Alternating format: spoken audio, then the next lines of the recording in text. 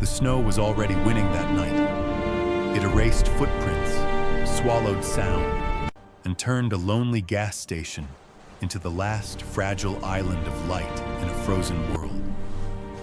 People came and went, engines running, eyes forward. Everyone trying to get home before the storm took more than time. Then a small hand grabbed a stranger's sleeve. An 8-year-old girl, shaking, breath uneven, eyes carrying a fear no child should ever learn so young. "My brother's in that truck," she whispered. No one else stopped. Not the customers, not the clerk, not the passing cars disappearing into the white dark. But one man did. Ethan Walker, a quiet Army veteran who had learned long ago that waiting for permission sometimes meant waiting too long. Beside him stood Rex, a German shepherd who never growled without reason. And Rex growled. What followed was not heroics or shouting. It was a choice. A decision made in the cold, where rules felt heavy and conscience felt heavier. As the truck pulled into the storm and turned onto a road that wasn't on any sign, fear tightened its grip, because sometimes the most terrifying moments come quietly, and sometimes hope does too. This is not just a story about rescue. It's a story about listening when everyone else looks away, and the moment that changes a life forever. The snow didn't fall that night. It attacked. On the upper stretch of Timberline Road, the world narrowed into white chaos. Wind screaming through the trees, ice biting at exposed skin, visibility collapsing into a tunnel of swirling frost. It was the kind of storm locals warned about, but rarely respected. The kind that erased footprints within minutes. The kind that swallowed mistakes whole. Ethan Walker stood just off the shoulder of the road, boots planted firmly in knee-deep snow, his old multicam jacket stiff with ice. The fabric had faded over the years, the colors dulled by sun, rain, and places he didn't talk about. On his head sat a black cap embroidered with simple white letters, U.S. Army Veteran. It wasn't for attention, it was habit. 2 metal dog tags hung against his chest, tucked just inside his jacket, resting where his heart still beat steady despite everything it had seen. On his wrist, a large black military-style watch ticked quietly, its face scratched, its function flawless. Ethan trusted tools that kept working long after they should have quit. Beside him sat Rex. The German shepherd didn't move. Brown and black fur dusted with snow, muscular frame coiled but calm, ears erect and scanning the storm. His tactical collar, thick, reinforced, marked clearly with RX, rested snug against his neck. Not a pet collar, a working one. Rex's amber eyes never left Ethan's silhouette, as if awaiting a signal that might never come. They had been heading nowhere in particular. That was the point. After leaving the service, Ethan learned that wandering without purpose was safer than chasing one. Purpose had a way of reopening doors best left closed. Nights like this, silent except for the wind, were easier. The cold made things simple. You survived, or you didn't. Then Rex's ears shifted, just slightly. Ethan noticed immediately. He always did. Rex didn't bark, didn't whine. He only turned his head toward the tree line on the downhill side of the road, posture tightening in a way Ethan recognized from long ago. Not alarm, not aggression, attention. Ethan followed the line of Rex's gaze, squinting into the white blur. At first, there was nothing, just snow-choked branches and shadow. Then he saw it, a shape, small, still, too still. Ethan didn't rush. He never rushed. Panic clouded judgment, and judgment kept people alive.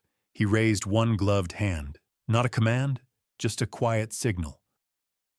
Rex rose silently, padding forward at Ethan's left side, close enough that their shoulders nearly aligned. They moved downhill together. The wind grew louder near the trees, funneling through the branches like a warning. Ethan's boots broke through crusted snow as he stepped off the road, every movement deliberate. Then he saw her.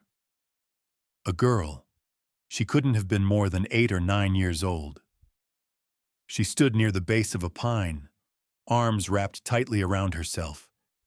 Thin jacket soaked through, boots mismatched and already crusted with ice. A knitted hat sat crooked on her head, damp strands of light brown hair clinging to her cheeks. Snow collected on her shoulders and melted, then froze again. Her eyes, wide gray-blue, lifted slowly when she heard them approach. She didn't scream. That was what stopped Ethan cold. Children screamed when they were scared, unless they had learned that screaming didn't help. Ethan knelt immediately, lowering himself to her level, careful not to crowd her space. Rex stopped a step behind him, body angled slightly outward, instinctively placing himself between the girl and the forest. "Hey," Ethan said, voice low, steady, carried just enough to cut through the wind. "You're okay. You're not alone." The girl's lips parted, but no sound came out at first. Her teeth chattered uncontrollably. Her hands were red, fingers stiff with cold. She stared at Rex for a long second, then back at Ethan, as if weighing something important. "My name is Lucy," she whispered finally. The words barely survived the storm. Ethan shrugged off his jacket in one smooth motion and wrapped it around her shoulders. The fabric was heavy, warm, and smelled faintly of pine and smoke. Lucy flinched at the sudden contact, then froze, unsure whether to pull away. "It's all right," Ethan said. "Just the jacket." Rex stepped closer then, slowly, deliberately, and sat beside her. He didn't touch her at first, just existed, solid, breathing, present. After a moment, Lucy leaned slightly into his side without realizing it, drawn by the heat. Ethan noticed the way her body reacted, not to the cold, but to proximity, the tension, the hesitation, the way her eyes flicked between him and the road behind them. "Did someone bring you out here?" Ethan asked gently. Lucy nodded once. "Where are they now?" She swallowed. Her gaze dropped to the snow. "They left," she said. Ethan didn't ask who. He didn't need to. There were things you could read without being told. The absence of footprints leading away from her. The way she hadn't tried to follow the road. The way she'd chosen to stand still and wait. Waiting was learned behavior. Ethan pulled an emergency tarp from his pack and secured it between 2 trees, blocking the worst of the wind. He moved with practiced efficiency, hands sure despite the cold. Lucy watched him closely, eyes tracking every motion, as if memorizing proof that someone was still there. Rex settled fully beside her now, pressing his flank against her legs. Lucy's breathing began to slow, just a little. "You did the right thing staying put," Ethan said. Lucy shook her head faintly. "They said no one would come." Ethan met her eyes then. Really met them. "They were wrong," he said. Somewhere beyond the trees, the wind howled louder, swallowing the road, erasing tracks, hiding truths. But here, beneath the tarp, beside the quiet strength of a soldier and his dog, Lucy sat wrapped in borrowed warmth. For the first time that night, she wasn't invisible. And Ethan Walker, standing guard against the storm, didn't yet know that this moment, this small, quiet decision not to walk away, was already changing the course of all their lives. No homes, no traffic, no easy escape. Ethan eased the SUV to a stop and killed the engine. The sudden silence was so complete, it made Lucy gasp. Rex stood, muscles coiled. Ethan's voice was low, controlled. "Lucy, stay in the car." Lucy's eyes were wide. "What are you going to do?" Ethan looked at the truck ahead. Dark, still, waiting like a question. His hands tightened around the steering wheel. "I'm going to find your brother," he said. Then he opened the door, stepped into the storm, and felt the cold slam into him like a wall. As Ethan walked forward, the truck's driver's side door creaked open. A shape climbed down into the snow, and for the first time all night, Ethan realized something terrifying. The truck hadn't stopped because of the bridge. It had stopped because it knew it was being followed. The cold hit Ethan like a wall the moment his boots touched the snow. It wasn't just temperature. It was silence. The kind that presses on your ears and makes every small sound feel like a confession. The wind had dropped here in the ravine, leaving the bridge and the road wrapped in a hush so complete it felt intentional. Ahead, the box truck idled, the engine's low rumble carried through the trees, steady and unhurried. Exhaust curled upward and vanished into the dark. Ethan closed the SUV door softly behind him. He didn't rush. He didn't reach for anything. He walked forward with the measured pace of a man who understood that calm was sometimes the only leverage you had. Behind him, the truck's driver's side door finished opening. A man stepped down into the snow. He was average height, thick through the shoulders, bundled in a heavy jacket that had seen too many winters. A knit cap sat low on his head. His posture wasn't aggressive, but it wasn't relaxed either. He stood like someone who expected trouble and had already decided how to handle it. "What's the problem?" the man called out. His voice sounded wrong in the quiet, too casual, too practiced. Ethan stopped several yards away, stance wide, hands visible at his sides. "There's a child in your cargo area," Ethan said. "No accusation, no anger, just a statement." The man laughed once, sharp and quick. "You're mistaken." Behind Ethan, Rex jumped down from the SUV. Snow sprayed under his paws as he landed. He didn't bark. He didn't rush forward. He took position at Ethan's left side, body angled slightly toward the truck, ears locked, eyes burning with focus. The man's gaze flicked to Rex. Just a flick. But Ethan caught it. "I've already contacted Highway Patrol," Ethan said. "They're on their way."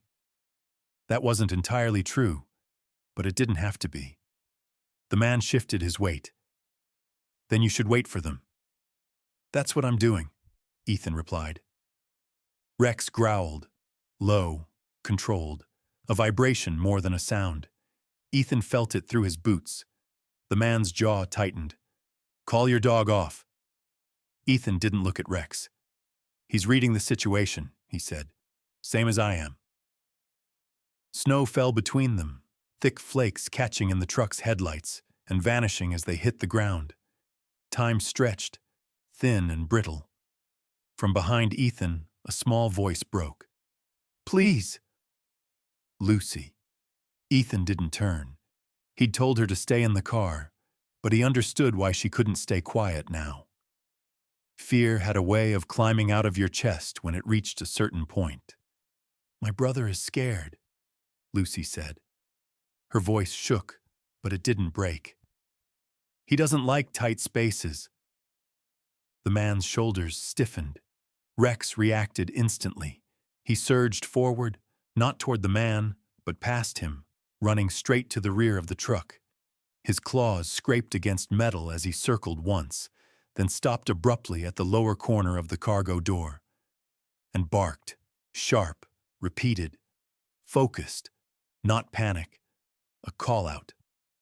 Ethan moved without hesitation. "Keys," he said. The man backed up a step. "I don't know what you think." Rex barked again, louder now. then dropped his head and began scratching at the same spot near the bottom of the door, snow flying as his paws worked. Lucy screamed, "That's where he is!" The sound ripped through the night. Ethan felt his chest tighten. "Open the truck," he said, voice hard now. "Now!" The man shook his head, panic flashing across his face. "You can't just—" Ethan stepped forward. He didn't shout. He didn't threaten. He simply closed the distance. The man froze. Rex stopped scratching and turned his head slowly, eyes locked on the man's legs. His teeth showed, not snapping, not lunging, just enough to make the decision clear. The man's hand went into his pocket with shaking fingers. A set of keys fell into the snow, metal clinking loud in the quiet. Ethan picked them up. His hands were steady. He moved to the back of the truck and unlocked the padlock. The metal clicked open with a sound that echoed louder than it should have. Ethan grabbed the handle and rolled the door upward. Cold air rushed out. Sharp, stale, wrong. For one terrible moment, there was nothing.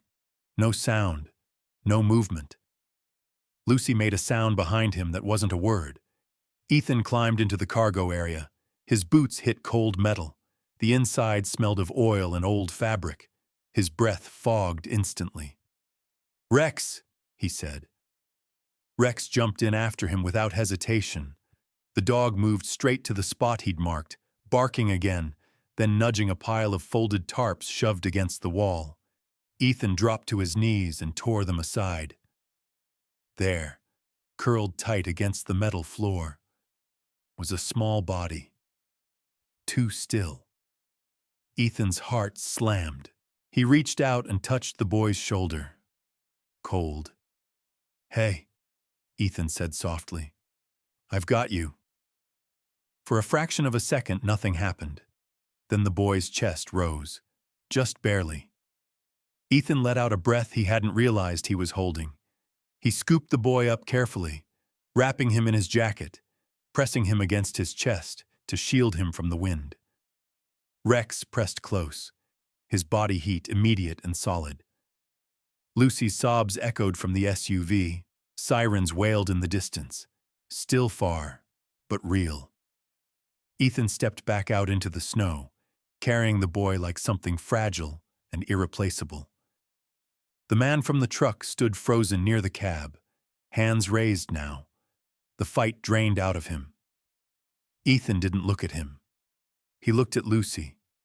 She ran to him and dropped to her knees in the snow, hands hovering, afraid to touch. "He's breathing," Ethan said. "He's alive." Lucy collapsed forward, pressing her forehead into Ethan's jacket, crying openly now. Red and blue lights cut through the trees moments later, flashing against the snow, the bridge, the frozen creek below. Patrol cars skidded to a stop. Doors opened. Radios crackled. An officer approached, taking in the scene. Ethan holding the child. Rex standing guard. The man in the snow. "EMS is right behind us," the officer said. Ethan nodded. As paramedics rushed in, wrapping the boy in blankets and fitting a mask gently over his face, Ethan felt the weight of the moment finally settle. He'd crossed a line. He knew that. But as he watched Lucy hold her brother's hand, as he felt Rex lean into his leg, steady and sure, Ethan also knew something else. This time, he hadn't waited. This time, he hadn't looked away. And whatever consequences came next, he would carry them. Because the worst weight he'd ever borne was the one that came from doing nothing at all.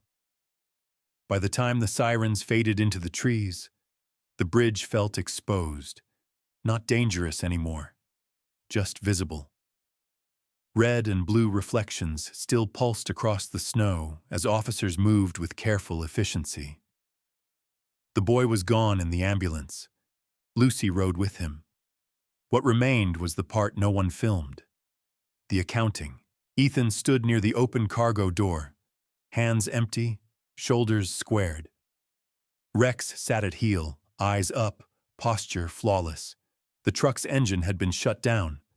Its quiet felt deliberate, like a statement. A state trooper approached, older than most, voice calm but clipped. "Sir, I need your name and identification."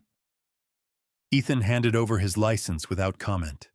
The trooper glanced at the card, then at Ethan's hat, the faded jacket, the dog tags resting against his chest. "Former Army," the trooper said. "Yes, sir." The trooper nodded once, then motioned to a second officer with a body cam already rolling. "We're going to document everything, from the gas station to here." Ethan understood what that meant. Not a summary, a timeline. He answered questions in order: where he was, why he followed, when he called it in, when he approached the driver, why he opened the truck. "Dispatch advised you not to engage," the officer said, eyes on the clipboard. "Yes." "And you did anyway?" "Yes." A pause. The pen hovered. "Do you understand that following a vehicle and initiating contact could be considered reckless?" "I understand it could be considered that," Ethan replied. "I don't agree that it was." The trooper's eyes lifted. "Agreement isn't required. Understanding is." Ethan nodded. "Then yes." They photographed the scene. The truck, the lock, the bridge. Rex, who held still, unfazed by the flash. The driver stood off to the side, speaking quietly with another officer. Ethan didn't look his way. Attention was currency. He wouldn't spend it there.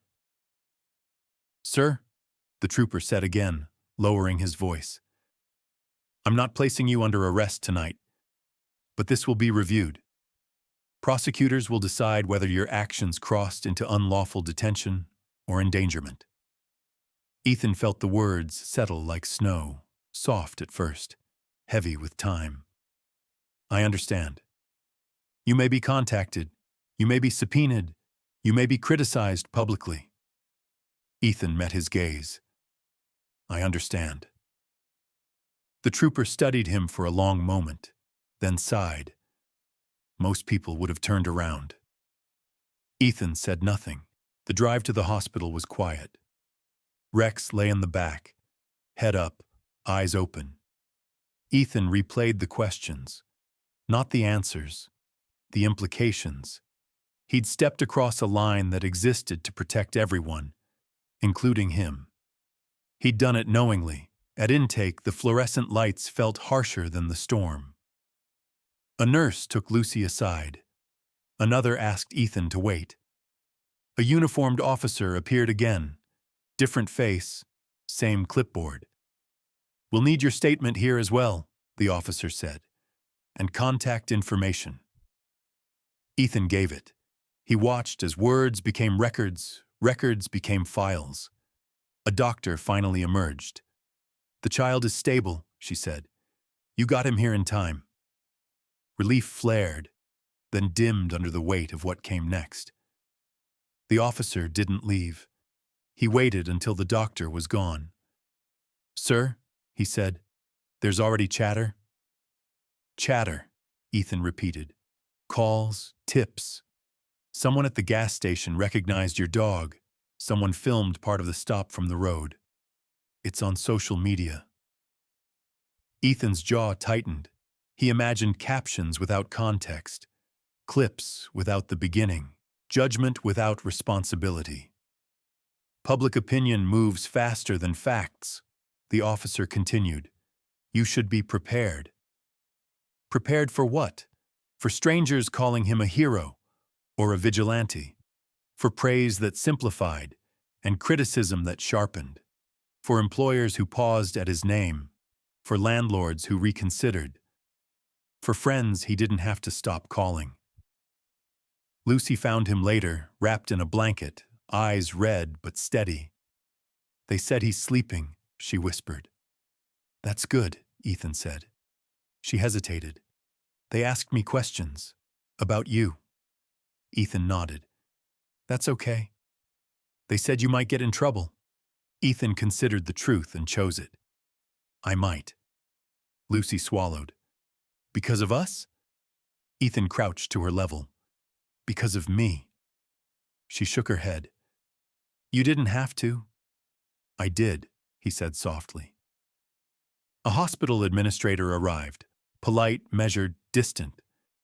Sir, given the ongoing investigation, we'll need you to remain available for further questioning. And, she glanced at Rex, your dog may need verification paperwork. Ethan produced the folder from his jacket without a word. Old habit. Proof ready before doubt arrived. Outside the room, a television murmured. A local anchor spoke in calm tones about an incident on a rural bridge. Words like civilian intervention and questions raised floated by. Ethan didn't watch. Later, an officer returned with a card. Prosecutor's office, he said. Call tomorrow. Ethan took it. When the hallway finally emptied, the night pressed back in. The storm had moved on, leaving a cold clarity behind. Rex settled at Ethan's feet. Ethan rested his forearms on his knees and stared at the floor. He thought of forms, hearings, headlines. He thought of the quiet costs that arrived weeks later when applause was gone and scrutiny remained. Lucy approached again, small footsteps careful. Are you mad? She asked. No. Scared? Ethan paused. A little. She nodded. Me too. They sat in silence. Not comfort, company. Near dawn, the officer returned one last time. For what it's worth, he said, voice low. The child's alive. That matters. Ethan looked up. It matters. It won't erase the questions, the officer added. I know. When the officer left, Ethan finally let the fatigue reach his bones. He understood now that helping wasn't a single act. It was a commitment. To scrutiny. To responsibility. To standing by a choice long after the moment passed. He rested his hand on Rex's collar, feeling the raised letters beneath his thumb. Still with me, he murmured. Rex's tail tapped once, solid, certain. Outside, the first light touched the snow. The line Ethan crossed didn't fade with the night. It followed him into morning, into files and conversations and consequences, and he would carry it. Because some lines, once crossed, don't disappear. They define you. The doubt didn't arrive all at once. It seeped in quietly, through screens, through whispers, through pauses that lasted a second too long. Ethan first felt it the morning after, standing in line at a diner off Main Street. Same place he'd eaten 100 times without anyone noticing. This time, the clink of silverware slowed when he stepped inside. A man at the counter glanced at his hat, then away. A woman near the window leaned toward her friend and murmured something Ethan didn't catch, but he didn't need to. He ordered coffee. Black. The waitress hesitated before writing it down. You're the guy from the bridge, right? Ethan met her eyes. Yes, ma'am. She nodded, not unkindly. Thought so. She poured the coffee herself, set it down carefully, then moved on without saying anything else. No thank you, no judgment, just distance. Distance was the new language. By noon, the story had a shape online. Not the shape of truth, something leaner, sharper, a 30-second clip of flashing lights, a still frame of Ethan at the truck, Rex at his side, headlines that asked questions without waiting for answers. Civilian confronts driver in rural incident. Was it courage or recklessness? Did he go too far? Ethan didn't read the comments. He didn't need to. He'd learned long ago that arguments with strangers never ended, only spread. But the looks followed him anyway. At the hardware store, a clerk squinted at his name when he handed over a credit card. At the gas station, another one farther from Juniper Junction, a man smirked and said, Guess you like playing cop." Ethan didn't respond. Silence had kept him alive before. It could do the same now. The call from the prosecutor's office came that afternoon. Professional, polite, heavy. They wanted clarification, context, a clearer picture of why he'd ignored dispatch guidance, why he'd initiated contact, why he believed his judgment outweighed protocol. Ethan answered with the same restraint he'd used on the bridge. "I assessed a risk," he said. "I acted to reduce harm." "And you understand," the voice on the phone replied, "that others may see it differently." "Yes." After the call ended, Ethan sat on the edge of his couch, elbows on his knees, phone resting face down in his hand. Rex lay nearby, head on paws, eyes open, watching. The doubt crept closer at night. Neighbors who used to wave now nodded without meeting his gaze. A flyer for a community meeting disappeared from the bulletin board by his mailbox. Someone had torn it down, or maybe just moved it. Hard to say. At the grocery store, a man approached him near the dairy aisle. "You a hero?" the man asked, tone sharp. "Or just lucky?" Ethan looked at the shelves. "I'm neither." The man scoffed. Figures. That night, a local radio host debated the incident with callers. Ethan heard his own name spoken by people who'd never met him, never felt the cold of that bridge, never heard Rex's warning growl. Opinions stacked on opinions like kindling. One caller said, "If we let people do this, it's chaos." Another said, "If he hadn't, that kid would be dead."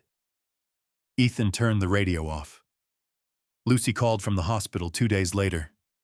"They asked me more questions," she said quietly. "About you, about Rex." "Did you tell them the truth?" Ethan asked. "Yes." "That's enough," he said. There was a pause. "They say people are arguing." "They will," Ethan replied. "It doesn't change what happened." "But they say you broke rules." Ethan closed his eyes. "Rules matter," he said. "So do people." Lucy was quiet for a long moment. "I don't think you were wrong." Ethan swallowed. "Thank you." When the call ended, the house felt larger and emptier than before. A week passed, then another. The investigation dragged on, slow and public. Ethan's name appeared again, this time attached to phrases like former soldier and trained K-9. Credentials became ammunition. Some used them to defend him, others to accuse him of thinking he was above the law. Ethan kept his routine. Morning walks with Rex, simple meals, minimal conversation. He didn't post. He didn't explain. He didn't apologize. Apologies implied regret. He didn't have any. One evening, as he walked Rex past the school playground, a parent pulled her child a little closer. Not fear, uncertainty, the kind that came from stories half told. Ethan felt the old weight settle into his chest, the familiar ache of being misunderstood and too tired to correct it. That night, sleep didn't come. He sat at the kitchen table, dog tags resting against the wood, their soft clink the only sound.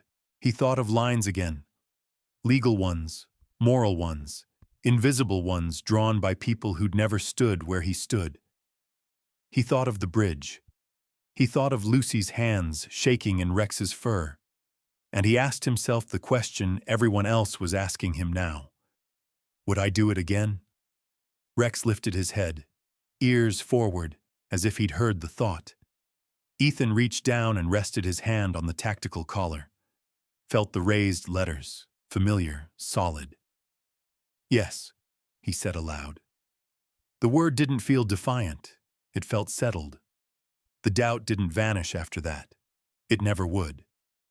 But it changed shape, less sharp, more distant, like thunder moving away across the hills. Ethan understood something then. Society didn't ask you to be right. It asked you to be safe, predictable, contained. But sometimes, being contained was another word for looking away. He stood, turned off the kitchen light, and let the house fall quiet. Tomorrow would bring more questions, more looks, more waiting. He would answer what he must, and carry the rest. Because when the storm came, when the choice arrived, he hadn't chosen how people would judge him. He'd chosen who he would be. The lowest point didn't announce itself. It didn't arrive with shouting or tears or some cinematic collapse in the rain. It came quietly, on a gray morning when the sky felt unfinished and the house felt too large for one man and a dog. Ethan woke before dawn out of habit. No alarm. No dream he could remember. Just the familiar sense that something had already gone wrong, even if he couldn't name it yet. Rex lifted his head from the rug, ears tilting forward, reading Ethan's breathing before Ethan realized it had changed. "I'm up," Ethan murmured, more for himself than the dog. He brewed coffee and didn't drink it. The mug cooled on the counter, steam thinning into nothing. The radio stayed off. Silence felt safer than voices lately. Outside, the snow had hardened into crust. Footsteps sounded louder than they should have. Ethan clipped Rex's leash on and walked the usual route without intention, letting his feet decide. They passed the corner where a flyer once hung, now bare. Past the fence where a neighbor used to wave. Past the small park where kids played on better days. A woman across the street saw them and turned her back. Not fear, decision. That was when it settled in, heavy and final. This wasn't suspicion anymore. It was distance, the kind you don't bridge with explanations. They returned home before the sun cleared the trees. Ethan sat at the kitchen table and stared at the grain in the wood. He traced the lines with his finger, following them until they looped back on themselves. He thought of all the places he'd been where lines mattered. Perimeters, routes, orders. He thought of how often he'd stayed inside them. His phone buzzed.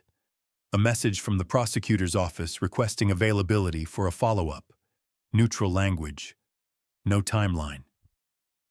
Ethan set the phone face down. Rex rested his chin on Ethan's boot. The dog's presence was solid, grounding. A reminder that not everything questioned you when you stood still. "I did the right thing," Ethan said quietly. The words didn't echo. They didn't convince. They just existed. Later that day, he drove to the edge of town and parked where the road dropped toward the river. He hadn't planned to come here. His hands had turned the wheel without asking him. The river ran dark and slow beneath sheets of ice, the current hidden but relentless. Ethan stood at the guardrail and watched it for a long time. This was the part of himself he didn't talk about, the stretch between knowing and belonging, between doing what was necessary and living with it afterward. In the army, purpose was issued. You didn't debate it, you executed. When something went wrong, you debriefed, learned, and moved on. Civilian life didn't work that way. Here, the questions lingered, the judgments stacked. The silence grew teeth. Ethan closed his eyes and the bridge came back, not as a scene, but as a feeling. The cold metal under his palms, the weight in his chest before he opened the door, the terrible second of nothing before the boy breathed. He remembered another door years ago, another pause, another choice to wait. That memory didn't shout either. It sat quietly, patient as the river. "I didn't wait," Ethan whispered. And yet, here he was, waiting now, for calls, for outcomes, for the town to decide what he was. By evening, the sky darkened early. Winter wasn't done teaching lessons. Ethan returned home and stood in the doorway longer than necessary, unsure why crossing the threshold felt heavier than leaving. He didn't cook. He didn't turn on lights. He sat on the floor with his back against the couch, knees drawn up, Rex settling beside him without instruction. Time passed without shape. The doubt finally found its voice. What if you were wrong? What if you made it worse? What if saving one moment cost you everything else? Ethan pressed his forehead into his hands. His shoulders shook once, then stilled. He didn't cry. He hadn't learned how to do that easily, but the ache behind his eyes burned all the same. I can't fix it, he said to the empty room. Rex shifted closer, warm and real. There was a knock at the door. Ethan froze. Not fear, expectation. He knew how this went now. Questions, looks, distance. He stood, opened the door. No one was there, just a small envelope on the step, edges damp from melting snow. Inside was a single piece of paper folded once. Thank you for not leaving. No signature. Ethan stared at the words until they blurred. He didn't know who had left it. Lucy, maybe, or someone who had watched without speaking. It didn't matter. The note didn't erase the doubt. It didn't solve the case or soften the town. But it did something quieter and more important. It reminded him that the bottom wasn't emptiness. It was stillness. Later that night, Ethan sat on the couch with Rex's head on his thigh. He rested his hand on the tactical collar, feeling the raised letters under his thumb. I don't know what comes next, Ethan said. Rex's tail tapped once. But I know what I won't do, Ethan added. I won't pretend I didn't see. Outside, the wind moved through the trees, low and steady. The river kept flowing. The town slept, uncertain. Ethan leaned back and closed his eyes, not to escape, but to rest inside the truth he'd already chosen. This was the bottom. Not brokenness, not regret. Just a man, stripped of applause and certainty, left with the one thing that couldn't be taken from him. He had acted. And when morning came, that would have to be enough. Change didn't come with an apology. It didn't arrive as a headline corrected or a verdict delivered. It began the way most real changes do. Small, quiet, almost easy to miss if you weren't paying attention. Ethan noticed it first in the sound of his mailbox. Metal on metal. A single envelope sliding in. Not official. No return address. Inside was a handwritten note, careful and uneven, as if the writer had stopped and started more than once. They moved him to a regular room. He asked about Rex. He remembers your voice. There was a second line, pressed harder into the paper. Thank you for staying. Ethan folded the note and set it on the table. He didn't sit down right away. He stood there longer than necessary, hands resting on the edge, breathing steady. Rex watched him from the doorway, ears relaxed for once. That afternoon, Ethan drove to the hospital without telling himself why. He parked farther away than before and walked the rest, the winter air sharp but honest. Lucy was in the hallway, sitting on the floor with her back against the wall, drawing with a borrowed pencil. She looked up and froze when she saw him, then stood too quickly. You came, she said. I said I would, Ethan replied. She nodded, biting her lip. They said it's okay. You can visit. The boy, smaller than Ethan remembered, pale but awake, lay propped against pillows. Tubes were gone. Machines quieter. When his eyes found Ethan, they widened with recognition. You sound like the dark, he said. Ethan blinked. I do? The boy nodded. But the good kind. The kind that stays. Lucy laughed softly, the sound surprising them both. Rex sat just inside the doorway, tail thumping once when the boy waved. Nurses pretended not to notice. After, Lucy walked Ethan to the lobby. They asked if I wanted to say something, she said. About you, for the case. Ethan didn't answer right away. I told them the truth, Lucy continued. That you listened when no one else did. Ethan nodded. That's all anyone should tell. Outside, a woman approached. Mid-30s, scarf pulled tight, eyes cautious but warm. My sister saw you on the bridge, she said. She was driving past. She told me what she saw, not the video, the real thing. Ethan waited. I left something for you, the woman added. At your door. I hope that was okay. It was, Ethan said. Word spread slowly after that, not through posts, but through conversations. A teacher asked Lucy how she was doing and listened to the answer. A neighbor knocked on Ethan's door with a casserole and no commentary. A man at the hardware store met Ethan's eyes and said, I read the whole report. Ethan didn't thank them. He didn't explain. He simply accepted the presence. The prosecutor called 2 days later. Review is ongoing, she said. Context matters. Ethan understood the subtext. Outcomes weren't promises, but neither was condemnation. That evening, Ethan sat on the porch with Rex, the note from Lucy folded in his pocket. The sky burned orange at the horizon, winter giving a little ground. A thought arrived. Not loud, not urgent. You can keep waiting, or you can choose what comes next. He stood, went inside, and pulled a folder from the cabinet. Old paperwork, certifications, contacts he hadn't called since leaving the service. He set them out on the table and made one call. I'm available, he said, for winter nights, for routes nobody wants. The voice on the other end paused. We could use someone like you. Then use me. When the town held a small meeting, nothing official, just folding chairs and coffee. Ethan sat in the back with Rex at his feet. He didn't speak until someone asked him directly. Would you do it again?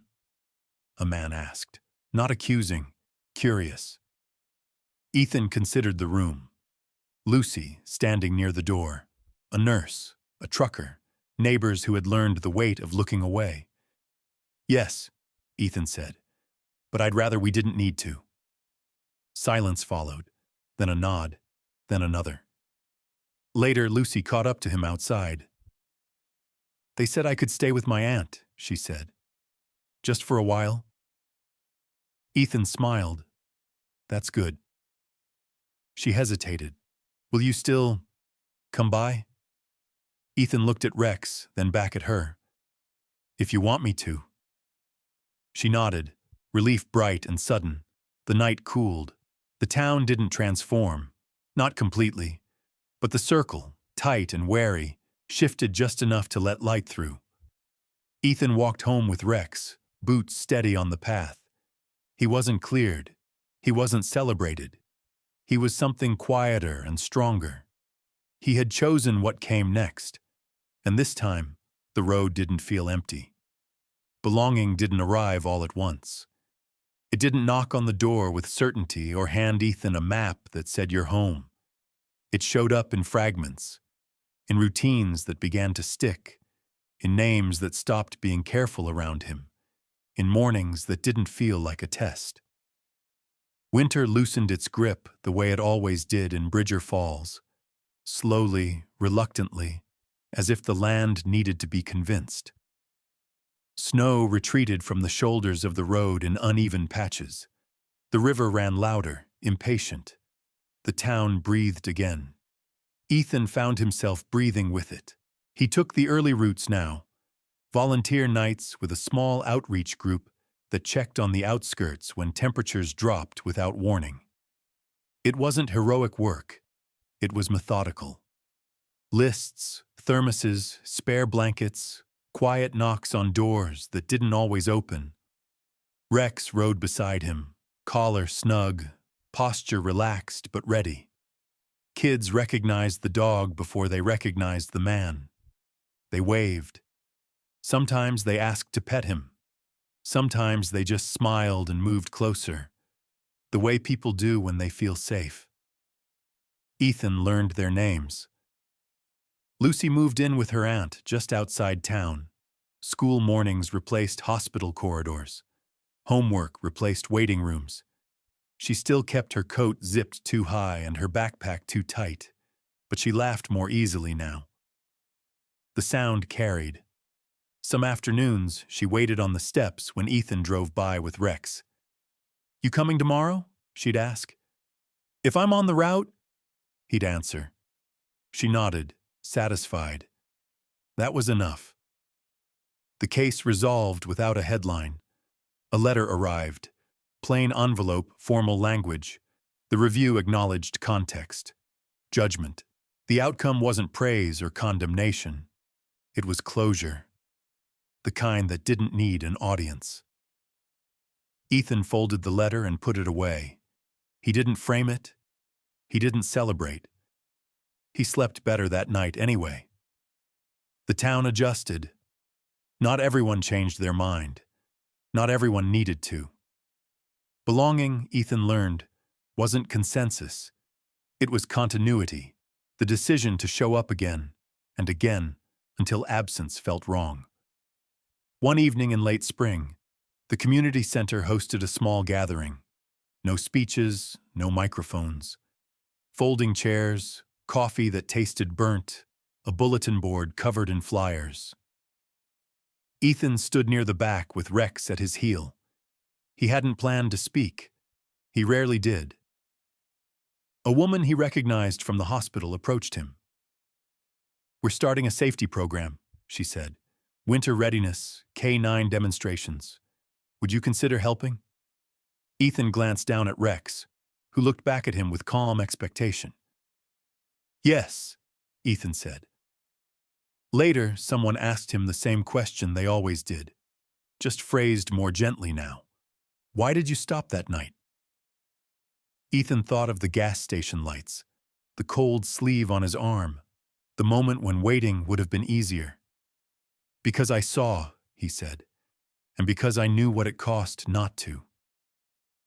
They nodded. Not agreement, understanding. At home, the house felt lived in now, not louder, just warmer. Rex slept deeper. Ethan cooked more than he used to. He kept the radio on sometimes, not to listen, but to let voices exist in the space. On the mantel sat a small drawing Lucy had given him. A bridge, a dog, a man with a hat that said veteran. The lines were crooked. The meaning wasn't. One evening, as the sun dropped low and the porch light flickered on, Ethan sat outside with Rex, watching the sky change color. Lucy rode her bike past, waving with one hand, wobbling, laughing when she corrected herself. "See you tomorrow," she called. Ethan raised a hand. "Be safe." She smiled. "Always." Rex's tail thumped. Ethan rested his hand on the dog's collar, feeling the raised letters beneath his thumb. The weight there wasn't burden anymore. It was proof of loyalty, of presence, of a partnership that had carried him across lines and back again. He thought of the word belonging and realized it wasn't something you found. It was something you built. One choice at a time. One night you didn't look away. One morning you showed up anyway. The road beyond the porch stretched quiet and familiar. The town hummed softly behind him. The past remained what it was, unerasable, instructive, no longer in command. Ethan Walker sat where he was needed. Not as a hero, not as a cautionary tale, but as a man who stayed. And for the first time since the uniform came off, since the war learned his name, that was enough. Cold enough to go straight through fabric and into instinct. Ethan turned fast. body reacting before his thoughts caught up. His shoulders squared and his stance widened, not aggressive, prepared. The same posture that kept him alive years ago. The same one that sometimes startled strangers who didn't know the difference between threat and training. The girl standing there was tiny. 8, maybe. Thin enough that the storm looked like it could push her over. Her hair was light brown, escaping from under a gray knit beanie that sat a little too low. Her face was pale from cold, with light freckles dusting her nose. Her eyes were the kind you noticed, even if you didn't want to. Gray-green, wide and sharp, like she was constantly measuring the world for danger. She wore a thin, light blue coat that clearly wasn't meant for weather like this, and old gloves that didn't match. A small backpack hung from her shoulders, straps worn and fraying at the edges. She looked like a kid who had learned how to be quiet to survive. Her lips trembled once, then she forced the words out anyway. "My brother's in that truck." Ethan followed her gaze to the white box truck. The engine rumbled low, not loud, patient. Ethan crouched down so he wasn't towering over her. He kept his voice calm, slow, the way you speak to someone on the edge of panic.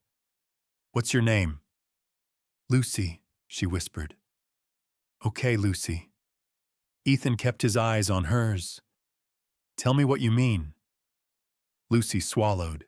Her grip tightened on his sleeve like she was afraid the moment she let go, the world would keep moving and she'd disappear with it. He climbed in," she said, voice rough with cold. "He thought it was empty. The door was open for a second and then—" Her breath hitched. "Then it closed. I heard it. I hit it. I tried. I tried so hard." Ethan's jaw tightened. "How long ago?" Lucy blinked, struggling. "I don't know. It feels long." Ethan glanced toward the store again. No one was looking out. No one was running to help. The kind of indifference that wasn't cruelty so much as cowardice wrapped in routine. He looked back at Lucy. "Where's your family?" Lucy's face hardened in a way a child's face shouldn't. "It's just me," she said. Ethan didn't ask for details. Some stories you don't force open, you let them breathe on their own time. Behind him, Rex stood. Not slowly, not lazily, instant. His ears snapped forward. His posture changed from watchful to precise, like a switch had been flipped. A low growl gathered in his chest. Quiet, controlled, meant for Ethan alone. Ethan's body went still. That sound wasn't random. Rex didn't growl at snow. He didn't growl at engines. Rex growled when something was off. Ethan's gaze flicked to the truck again. Nothing about it looked urgent. That was the problem. Most danger didn't announce itself. Lucy's voice lowered to a shake. "They told me to stop making trouble," she said. "They said I was lying." Ethan's throat tightened, not from emotion, from memory. There were times in his past when he'd convinced himself to wait for proof, to wait for backup, to wait for permission. Times when waiting had been the same as walking away, just dressed up nicer. He wouldn't do that again. Ethan stood. "Lucy," he said, firm now. "Get in my car." Her eyes widened. "What?" "Back seat," Ethan said, already opening the rear door. "Stay low, stay warm." Lucy hesitated, like she didn't trust good luck to last. "You believe me?" she asked, the words barely audible. Ethan looked down at her, then at Rex. "I believe fear," he said, "and I believe my dog." Rex jumped into the back seat without being told, turning sideways to create space like he'd practiced it 100 times. Lucy climbed in, her hands burying into Rex's fur. Her shoulders shook. Rex stayed steady. Ethan slid into the driver's seat. The box truck's brake lights flashed. Its engine revved. It began to roll, slowly, like it didn't want to draw attention. Ethan started the SUV and eased out behind it, keeping distance, lights low. Juniper Junction disappeared behind them, swallowed by snow and darkness. Lucy's voice came small from the back seat. "Please," she whispered, "don't let him go." Ethan's eyes fixed on the red taillights ahead, quiet and unwavering. "I won't," he said. And Rex, silent now, stared forward like an old soldier holding the line. The truck turned onto the highway. Then, as if it knew it had been noticed, it veered toward a darker road that didn't show up on any sign. Ethan followed anyway, because sometimes the moment you choose to help is the moment you stop being a bystander forever.